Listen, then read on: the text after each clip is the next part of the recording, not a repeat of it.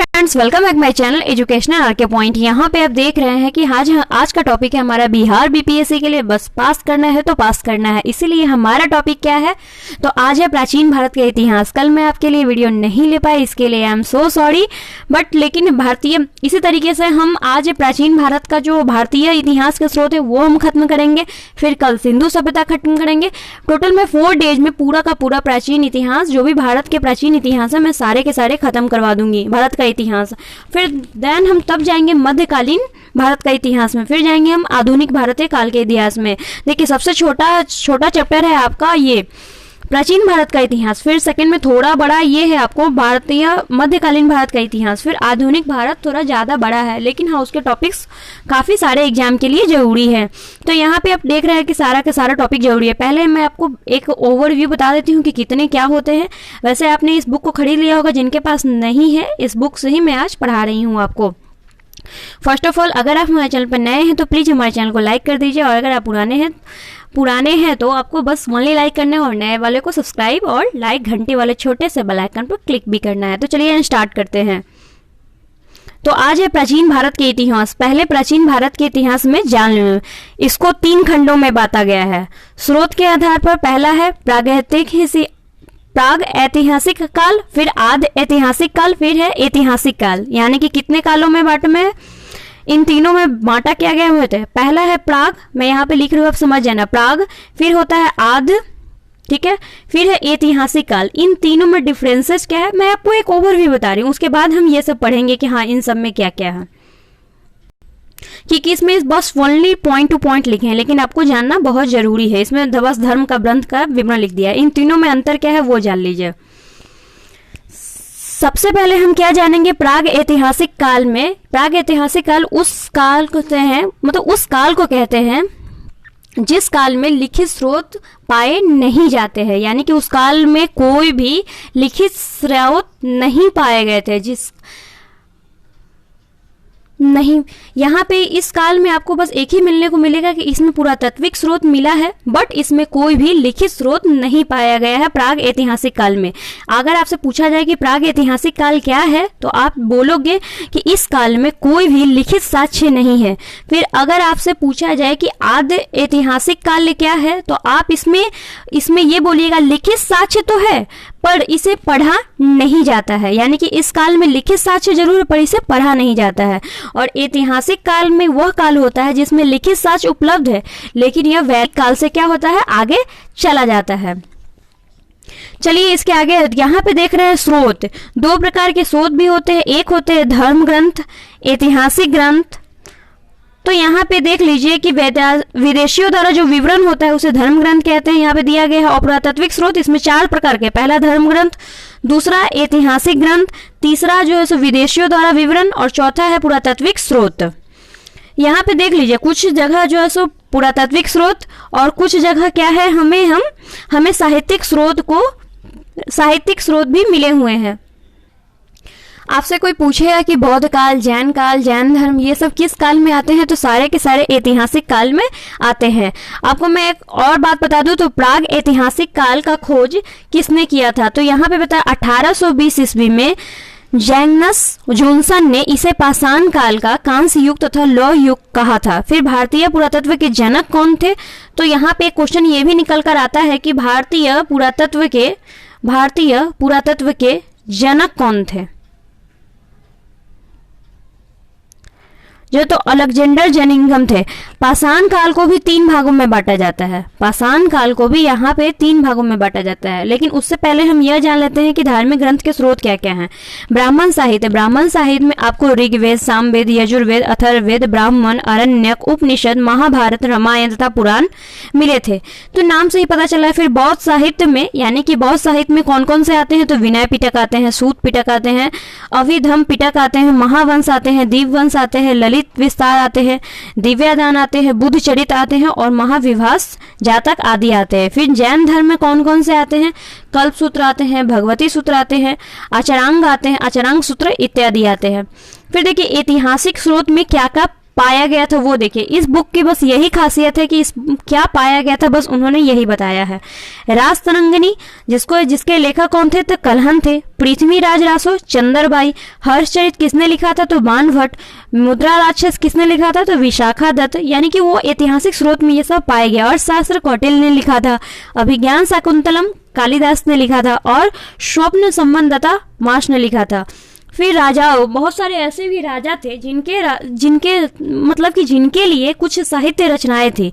जैसे कि हाल सातवाहन वंश का जो राजा था वह गथा सप्तशती लिखा था। फिर महेंद्र वर्मन यह पल्लव वंश का राजा था और यह मत विलास प्रहसन लिखा हुआ था। एक मिनट। फिर देखिए हर्षवर्धन ने लिखा रत्नावली, नागालैंड, प्रियदर्शिका। फिर सोमेश्वर जो चालुक्य का राजा था उन्होंने मानसोल्लास लिखा था। फिर साहित्य स्रोत के देखिए आपने क्या क्या अभी तक पढ़ा, ऐतिहासिक स्रोत के ग्रंथ, ऐतिहासिक साहित्य के स्रोत और साहित्यिक स्रोत ग्रंथ बताते हैं मैं आपको। रास तरंगिणी जो किस भाषा के लेखक थे, आपसे कितनी बार ये क्वेश्चन पूछा गया है। रास तरंगिणी किस भाषा के लेखक थे तो रास तरंगिणी संस्कृत भाषा के लेखक थे जिन्होंने पहली बार ऐतिहासिक की झलक इसी ग्रंथ में दिखी थी। फिर महावंश व दीपवंश बौद्ध ग्रंथ और दक्षिणी बौद्ध मत के ग्रंथ थे। ये कहाँ के थे, महावंश दीपवंश किस वंश से संबंधित है आपसे पूछा जा सकता है तो आपको आंसर क्या दोगे तो दक्षिणी वंश के थे। फिर ललित विस्तार जिसकी रचना नेपाल में हुई थी और यह बौद्ध ग्रंथ से सम्मिलित है। पाणिनि के पहले संस्कृत व्याकरण का नाम क्या था तो अष्टाध्यायी था। यानी कि अष्टाध्यायी की रचना किसने की थी तो पाणिनि ने की थी। इसमें क्या है, मौर्य काल में सामाजिक जीवन का वृतांत मिलता है। इसमें क्या है, मौर्य काल यानी चंद्रगुप्त मौर्य थे उनके सामाजिक जीवन कैसा था, अच्छा था या बुरा था, उनका विस्तार मिलता है अष्टाध्यायी में। पतंजलि ने किसकी रचना की थी, देखिए क्वेश्चन ऐसे ही आप बना बना कर पढ़ोगे तब याद होगा। पाणिनि ने किसकी रचना की थी तो पाणिनि ने, यहाँ पे देखिए पाणिनि अष्टाध्याय पे ऐतिहासिक महत्व, यहाँ पे मैं आपको एक बार बता दूं, और ऐतिहासिक महत्व के प्रथम ग्रंथ की रचना हर्ष के दरबारी बाणभट्ट ने हर्ष चरित्र के रूप में की थी। फिर यहाँ पे जैसे बुक सबका साहित्यिक स्रोत है। फिर अर्थशास्त्र ने चाणक्य विष्णुगुप्त जो इसके गुरु थे चंद्रगुप्त मौर्य के, आपने चंद्रगुप्त मौर्य सीरियल भी देखा होगा उसमें दिखा था, ने लिखी मौर्यकालीन राज्य व्यवस्था का चित्रण करती है। फिर देखिए कुछ कुछ पुस्तकें ऐसी भी थी जो विदेशियों द्वारा लिखी गई थी। जैसे कि यूनानी लेखक थे, यूनान के थे हेरोडोटस जो है सो इतिहास का पिता कहा जाता है इन्हें और इनकी पुस्तक की रचना का नाम क्या है, हिस्टोरिका। आपसे ये भी क्वेश्चन कितनी बार एग्जाम और पार्ट्स के व्यू बन गए हुए हैं कि हिस्टोरिका किसने पुस्तक की रचना की तो हेरोडोटस ने की थी। चलिए अब आता है मेगास्थनीज। मेगास्थनीज सैल्यूकस राजदूत के रूप में चंद्रगुप्त मौर्य के दरबार में था और इन्होंने इंडिका की रचना की थी। बट ये हमारे यहाँ के नहीं थे, ये बाहर के थे यानी कि सैल्यूकस के थे। सैल्यूकस जो भी जहां से भी राज्य से आया था, यहाँ पे तो उल्लेख नहीं किया गया बट वहीं थे। फिर एक अज्ञात लेखक थे जिन्होंने, एक अज्ञात यूनानी लेखक ने ईसवी सन की पहली सदी में भारतीय बंदरगाहों, प्राकृतिक स्थिति एवं व्यापार प्रकाश पर अपनी रचना पेरिप्लस ऑफ द एरिथ्रियन सी, लाल सागर का विवरण दिया था। यानी कि आपसे कोई पूछे या कि लाल सागर का विवरण किसने दिया था तो अज्ञात लेखक का आंसर मारोगे। क्वेश्चन ऐसे बना। टॉलमी जो है सो टॉलमी की रचना क्या है, ज्योग्राफी, जो 150 ईस्वी के आसपास प्राचीन एवं भूगोल वाणिज्य की जानकारी देती है। फिर पांचवा आता है स्ट्रैबो था मेगास्थनीज जो विवरण को काल्पनिक मात्रा है। तो चलिए यहाँ पे देखते हैं कि आप चीनी पर्यटक भी भारत के बौद्ध धर्म में आए तो चीनी कौन कौन थे, इनसे भी एक दो क्वेश्चन पूछा जाता है। यानी कि फाहियान हमेशा पूछा गया क्वेश्चन है यह चंद्रगुप्त द्वितीय के शासन काल में आया था और इसने किसकी रचना की थी वो भी देख लीजिए, ये इंपॉर्टेंट है। इसने फूको की रचना की जिसे गुप्त काल में भारत के सामाजिक धार्मिक स्थिति पर प्रकाश डाला है। फिर आया था हेनसांग, यह हर्षवर्धन के समय 629 में आया था। आपके लिए ज्यादा इंपॉर्टेंट नहीं है, बस ये इंपॉर्टेंट है हेनसांग कब आया था, किसके काल में, तो हर्षवर्धन के काल में आया था। और कब आया था, 629 ईस्वी पूर्व आया था। ओके, हेनसांग ये इसने 138 हेनसांग ने धर्म में रीति रिवाज का विवरण किया और इसमें कितने अथी का मिलता है, कितने देशों का वर्णन मिलता है तो 138 देशों का विवरण यहाँ मिलता है। फिर आया था इति सिंह, यह 7वीं शताब्दी में आया था और नालंदा एवं विक्रमशिला विश्वविद्यालय का वर्णन किया था। अब चलिए यहाँ पे आते हैं। फिर अरबी कुछ लेखक थे, तो अरबी लेखक कौन थे? सुलेमान थे। यह 9वीं शताब्दी में भारत में आया था और यह पाल एवं प्रतिहार वंश के, देखिए आपसे कोई पूछा जाएगा क्वेश्चन कि पाल एवं प्रतिहार वंश के बारे में कौन बताया था, तो सुलेमान बताया था। यह कहाँ का था? तो यह अरबी लेखक था एक प्रकार का। अल बरूनी महमूद गजनवी के समकालीन था और यह तहकीक ए हिंद किताब उल हिंद की रचना की थी। इसमें भारत के निवासियों की दशा का वर्णन इसने किया है। तो ये सब क्वेश्चन आपसे एज इट इज पूछे जाते हैं, जैसे कि आप प्रीवियस ईयर देशांतर किसकी रचना है, तो इस टाइप के क्वेश्चन पूछे जाते हैं। आपको मैं एक छोटा सा होमवर्क दे रही हूँ कि आप इसमें पुस्तक के कुछ नेम्स वगैरह हैं, उसको आप एकदम ऐसा याद करो कि हमेशा याद रहेगा। फिर आते हैं पुरातत्विक स्रोत, यानी कि कौन कौन से स्रोत हो गए। आपको मैंने कौन कौन से स्रोत करा दिए? धार्मिक ग्रंथ स्रोत करा दिए, ऐतिहासिक स्रोत करा दिए और विदेशियों द्वारा विवरण साहित्यिक स्रोत भी मैंने करा दिए।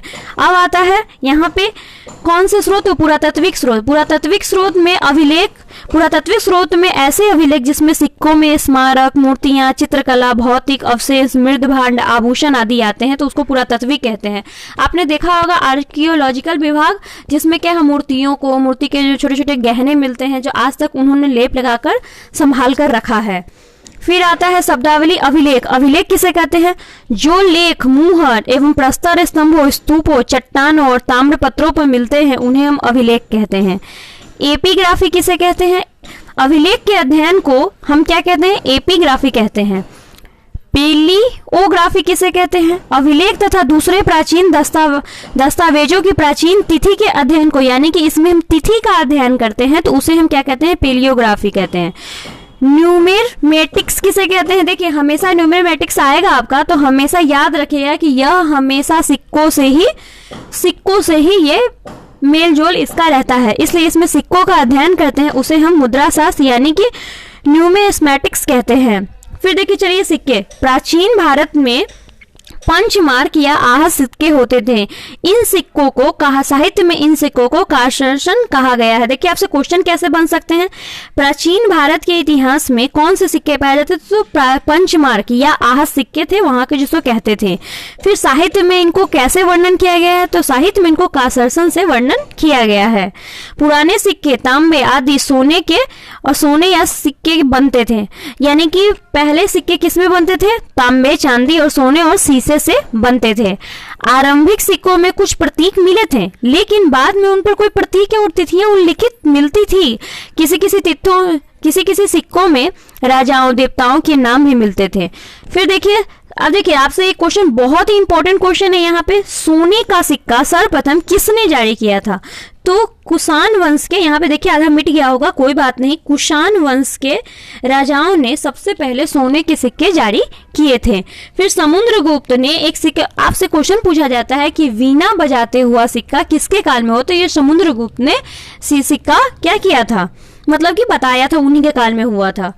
चलिए हम आगे चलते हैं। अब आई होप कि आपको समझ में आ रहा हो। फिर यहाँ देखिए शीशे के सिक्के। देखिए सोने के सिक्के कुषाण वंश ने, वीणा बजाता हुआ सिक्का समुद्रगुप्त ने। फिर आता है शीशे के सिक्के किसने जारी किए? तो सातवाहनों ने जारी किए थे। और यहाँ पे देखिए स्वर्ण के सिक्कों को दिनार और चांदी के सिक्कों को रूपक किसके काल में कहा गया था? तो गुप्त काल में कहा गया था। तो ये भी क्वेश्चन आपके बहुत ही ज्यादा इंपॉर्टेंट है। अब चलिए हम अभिलेख पे आते हैं कि यहाँ पे कौन कौन से अभिलेख है। यहाँ पे देखिए अभिलेख मुहरों, प्रस्तर स्तंभों, चट्टानों तथा ताम्र पात्रों पर मिलता है। यह मंदिर की दीवारों तथा ईंटें या मूर्तियों पर भी मिलता है। आप जाओगे कहीं घूमने, अक्षरधाम ही चले जाओ, वहां पे दीवार पर भी आपको लिखा कुछ मिलेगा। सबसे अधिक अभिलेख कहाँ है अभी तक में? तो मैसूर संग्रहालय में है। फिर यहाँ पे देखिए चलिए अभिलेखों की प्रयुक्त लिपियां। तो अभिलेख किस किस लिपि में लिखी जाती थी? प्राकृतिक लिपि में। आरंभिक जो पहले का अभिलेख है वो ओनली प्राकृतिक भाषा में ही है। फिर ब्राह्मी लिपि, अशोक के जो शिलालेख है और वह ब्राह्मी लिपि में ही, और यह लिपि कैसे बाएं से दाएं होती है। यहाँ से भी आपको एक क्वेश्चन बन के आता है कि जो ब्राह्मी लिपि वो कहाँ कैसे से कैसे होते हैं, उसका डायरेक्शन क्या होता है? तो बाएं से दाएं होते हैं। और इसको अशोक काल में जेम्स प्रीसन ने 1837 ईस्वी में इसका खोज किया था, यानी कि इसको पहली बार पढ़ा था। फिर आता है खरोष्टी लिपि। अशोक के कुछ शिलालेखों में खरोष्टी लिपि है जो दाएं से बाएं, देखिए ब्राह्मी लिपि बाएं से दाएं और खरोष्टी लिपि किससे, तो दाएं से बाएं लिखती है। फिर यूनानी एवं अरमाइक लिपि, यह पाकिस्तान में एवं अफगानिस्तान में प्रयोग हुआ था। तो यहाँ पे देखिए आपको मैं एक छोटा सा एक होमवर्क देती हूँ कि मैं आपसे कल पूछूंगी, तो आपसे मैं कल क्वेश्चन क्या पूछूंगी, तो आप अगर आपके पास ये बुक हो तो आप याद कीजिएगा, नहीं अगर बुक है तो कोई बात नहीं, इंस्टाग्राम आईडी को मेरे फॉलो कर लीजिए, वहां पे मैं इसका स्क्रीनशॉट डाल देती हूँ, आप वहां से देख सकते हैं कि कौन सा क्या क्या है और क्या याद करना है क्या नहीं याद करना है। तो मैं कल इससे आपसे कुछ क्वेश्चंस पूछूंगी, तो आई होप कि आपको ये क्वेश्चंस याद होना चाहिए। तो अब ये प्राचीन भारत खत्म हुआ, अब आदि मानव का युग हम कल पढ़ेंगे कि पूरा पाषाण काल में क्या हुआ था, मध्य पाषाण काल कब से है, मध्य पूरा पाषाण काल क्या है, या नव पाषाण काल क्या है। तो इसको हो सके तो मैं शाम तक ये वीडियो अपलोड कर दूंगी। चलिए हम आपसे विदा लेते हैं। आई होप कि आपको मेरा चैनल अच्छा लगा हो, तो प्लीज़ हमारे लिए एक लाइक तो बनता है।